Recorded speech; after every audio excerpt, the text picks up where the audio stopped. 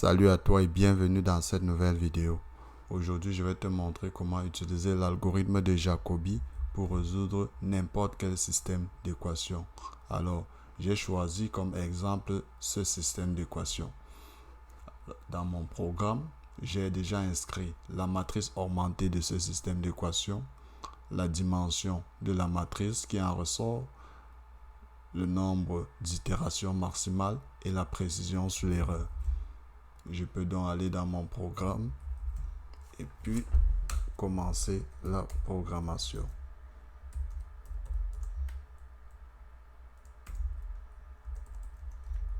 Ça, c'est la définition, la création de mon fichier. Et ensuite, je lui donne un accès en mode lecture.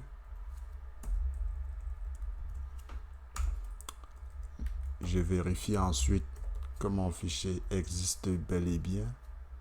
Si tel n'est pas le cas, j'affiche un message d'erreur à l'écran. Je finis par un retour à la ligne et exit -1. Ok. Maintenant, il faut que je récupère à l'intérieur de mon programme la dimension de la matrice, le nombre d'itérations maximales de la méthode et ensuite la précision sur l'erreur. Là, j'aurai dim, c'est un entier. Ici, le nombre d'itérations maximales. Et là, j'aurai un double sur epsilon que je vais appeler l'erreur. Une fois ceci fait, je continue avec un if fscanf pour le récupérer à l'intérieur de mon programme.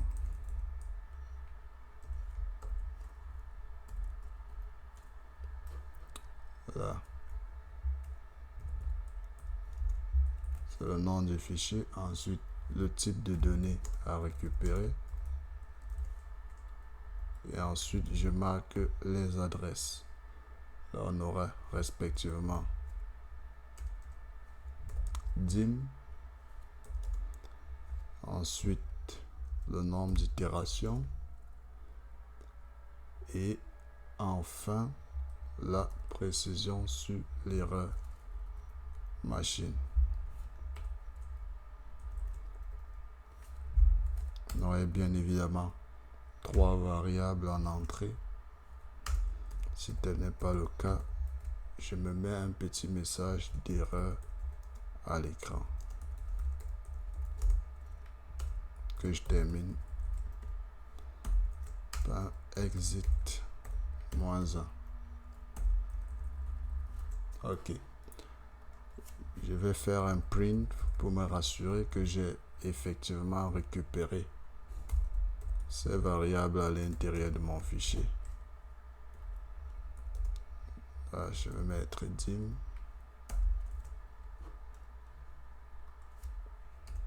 Ensuite, j'avais le nombre d'itérations qui était également un entier.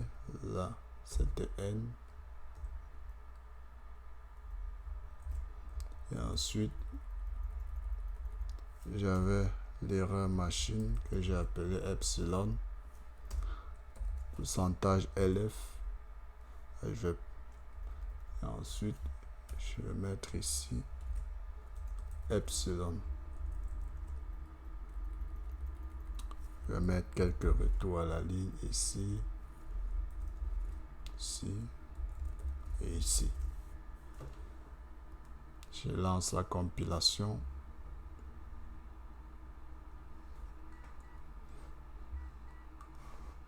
Ça me dit erreur d'ouverture. C'est pas grave, je vais monter vérifier. Ah, j'ai oublié un S ici. Et là, je vais en profiter pour fermer mon fichier d'entrée avec un fclose. Je relance la compilation.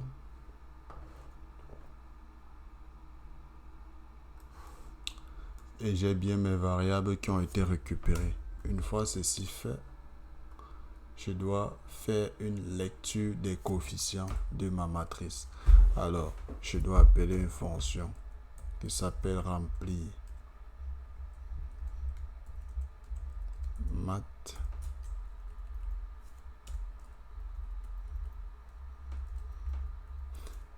Je souhaite la donner en paramètre ma matrice et ensuite sa dimension et le fichier d'entrée. Or, ma matrice n'existe pas encore. Je vais donc la créer ici.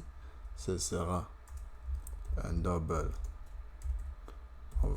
On va utiliser un tableau à 2 dimensions pour que ce soit plus facile. Malloc size of double étoile. On va ensuite multiplier par n. Ok. Par dim plutôt. Ensuite, j'ouvre une boucle pour tous les entiers allant de 0 jusqu'à dim. J'aurai math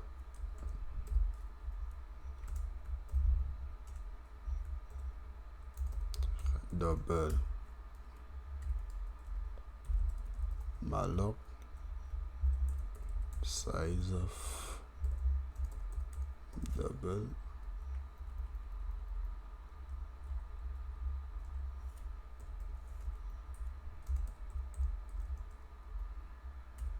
multiplié par dim plus 1.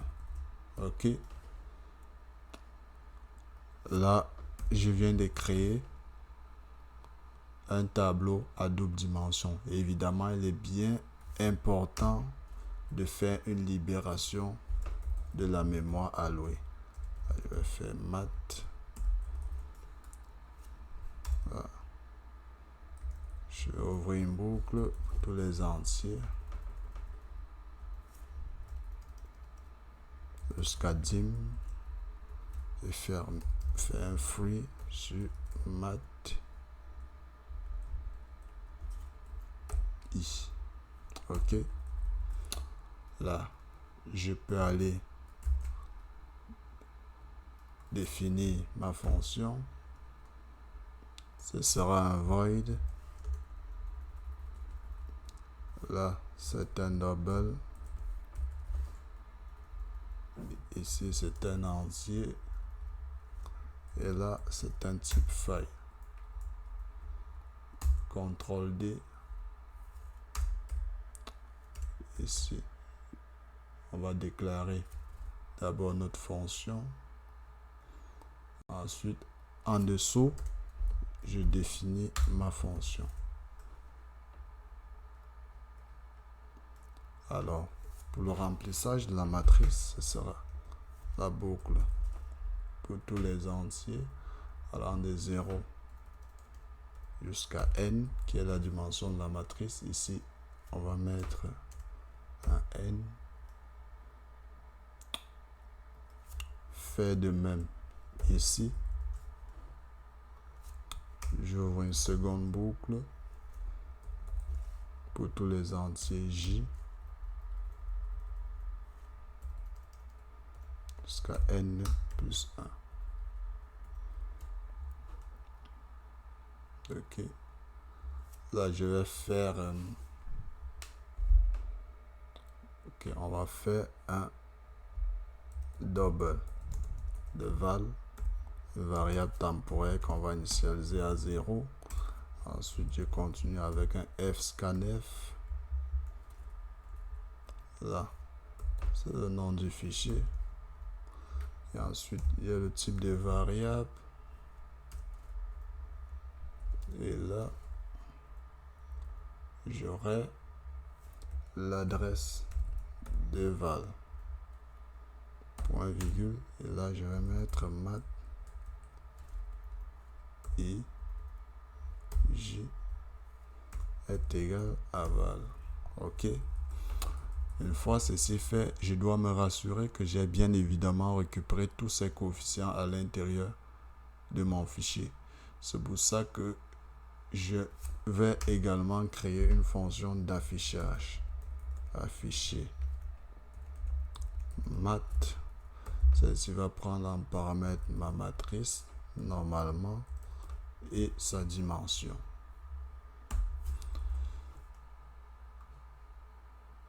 CTRL C. Je fais d'abord sa déclaration par un void. CTRL V. Double. Ici.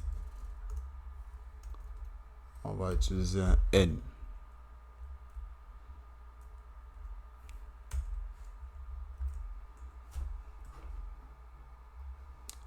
Faire un contrôle, un copier-coller. Là. Ça également un void. Contrôle. Non. Je vais effacer ça. Ensuite, j'ouvre une boucle, tous les entiers i, de 0 jusqu'à n, les entiers j, puisque je souhaite afficher la matrice augmentée, ce sera jusqu'à n plus 1. Fais un petit print f, pourcentage lf, là, je vais mettre mat i et j, point virgule, je vais mettre du retour à la ligne ici, et là, je vais mettre 8.5. OK. Ici également, à l'entête, je vais mettre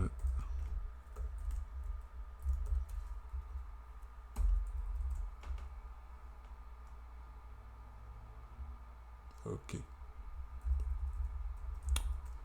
Je lance la compilation.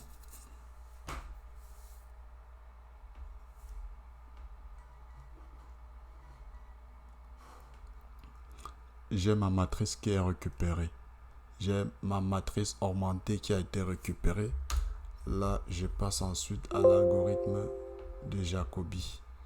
OK. Pour programmer cet algorithme, je vais passer par une fonction. À ma fonction,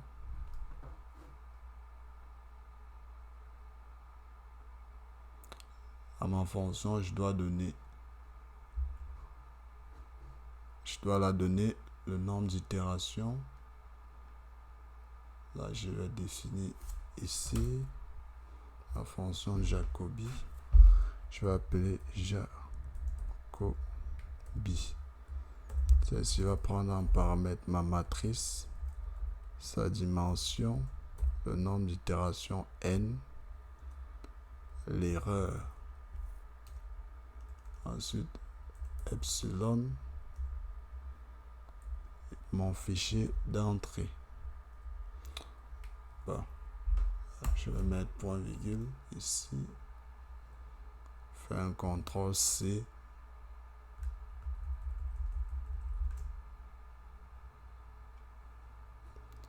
Déclarer ma fonction tout en haut avec un void. CTRL V. Ce sera un double. Un entier.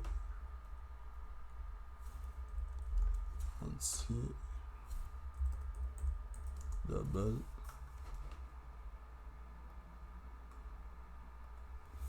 C'est type file.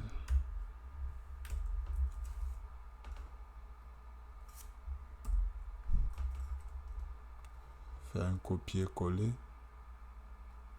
CTRL C. Je vais descendre Juste ici, fais un CTRL V.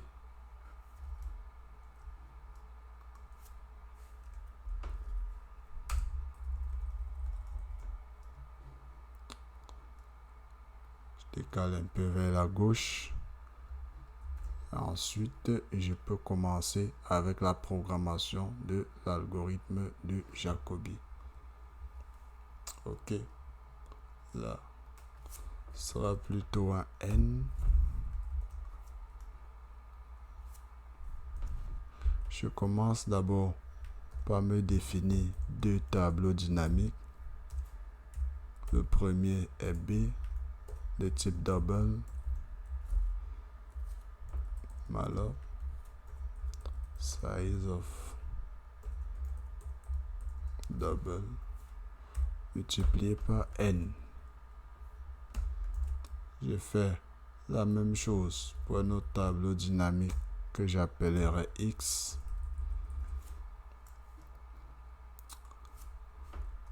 Je fais directement un free sur B et sur X. Je reviens ici. Je continue avec une boucle. Je dois récupérer le vecteur B qui est dans ma matrice pour tous les entiers I allant de 0 jusqu'à N. L'entier J, ça sera J allant de 0 jusqu'à N plus 1. Alors, quand je parle de vecteur B, de quoi il s'agit? Il faut savoir que dans une matrice peut être écrite sous forme d'équation comme étant AX égale AB. Alors, le B ici est tout simplement le vecteur 7, 7, 2. C'est ce vecteur-là que je souhaite récupérer dans ma matrice augmentée. Alors, j'aurai tout simplement BI sera égal mat de I.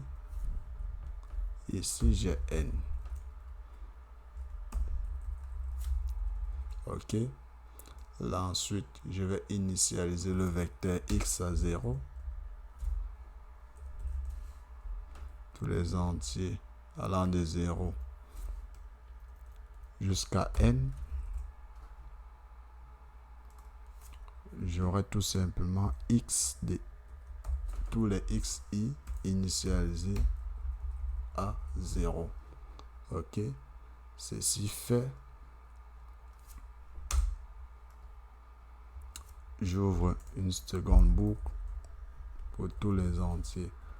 Je vais aller de 0 jusqu'au nombre d'itérations maximales qui est N. Ensuite, je vais faire un printf à l'écran. Pourcentage D, décaler un tout petit peu. Ça. T, je mets la virgule. Là, je vais mettre I.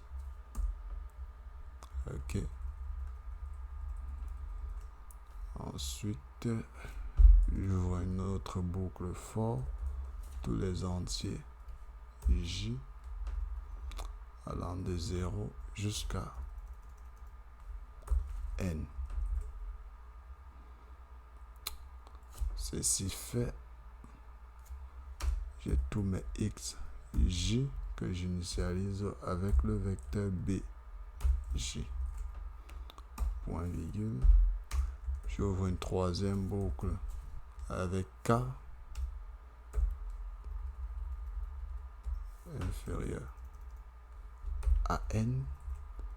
Fait un K plus bien évidemment. Alors, si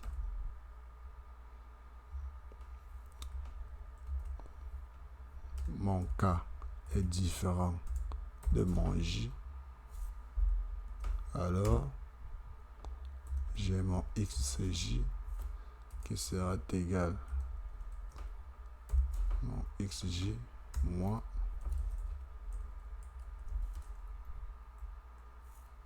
J multiplié par x de k. Ok. Là, j'ai mon xj. Ça va être égal à mon xj sur... Là, c'est j. Et là, c'est j. Je mets un point virgule. Je vais mettre un autre printf à l'écran. Pourcentage LF.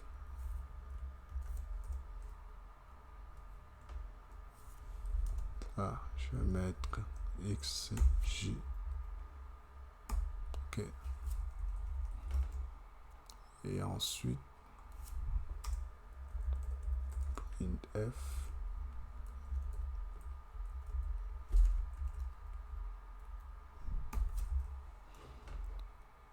Une fois ceci fait, je peux m'afficher mes solutions à l'écran.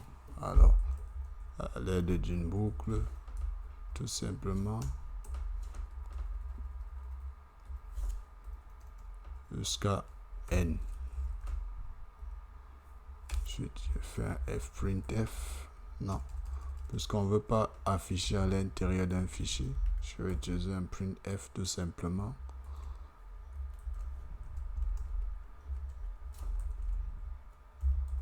Pourcentage D, ça va être égal à pourcentage LF. Je vais mettre un petit retour à la ligne ici. Je dis X.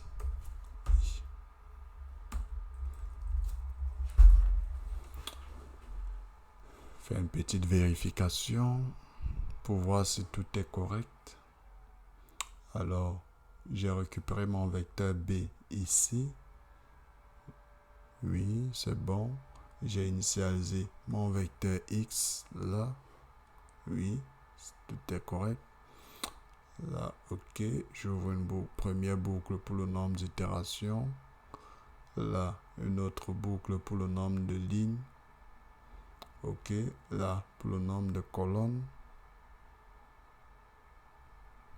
Ok, c'est correct.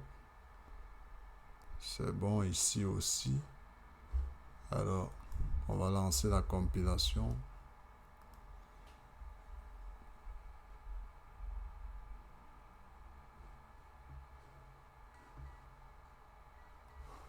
Ok. On voit bien qu'après 159 itérations,